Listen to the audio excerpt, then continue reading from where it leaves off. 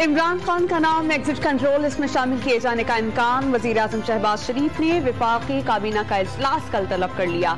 Election commission के फैसले की रोशनी में अहम फैसले मुतवक्के। विफाक की वजीर दाखिला की तस्दीक। तहरीक इंसाफ को कल F9 पार्क और परेड ग्राउंड में पुरअमन एहतजाज की इजाजत। रेड जोन में दाखिले की कोशिश भी ना करें। कानून हाथ में लेने की कोशिश की तो आहीनी हाथों से निपटा जाएगा। राना सनाउल्लाह की तनबीह।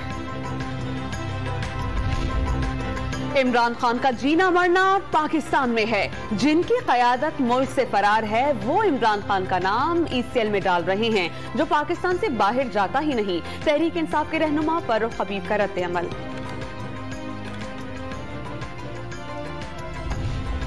इत्तेहादी जमातों ने तहरीक इंसाफ की क़यादत को गिरफ्तार करने का मुतालबा कर दिया। PTI और इमरान को सजा देने के वक्त आ गया। ऐसी इबरतनाक सजा दी जाएगी कि आने वाली नस्लें भी याद रखेंगी।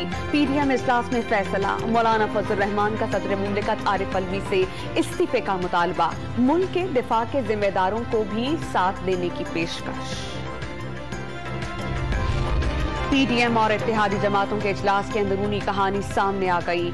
छोटी जमातों का महंगाई पर सख्त मौक़िफ। इस काबिल नहीं रहे कि अब आवाम में जा सकें। आफ्ताब शेरपाओ PDM क़यादत पर परस पड़े। मिलकर आवाम को रिलीफ देने के इक़दाम का मुतालबा।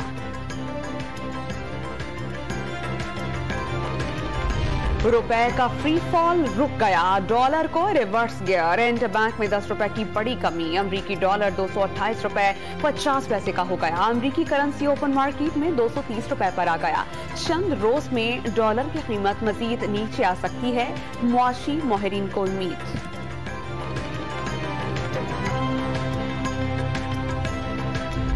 और कराची में गार्डन हेडक्वार्टर्स में दस्ती बम धमाके में शहीद पुलिस एहलकारों की नमाज जनाजा अदा कर दी गई। सूबाई वजीर सईद खनी, IG सिंध और DG रेंजर्स की शिरकत।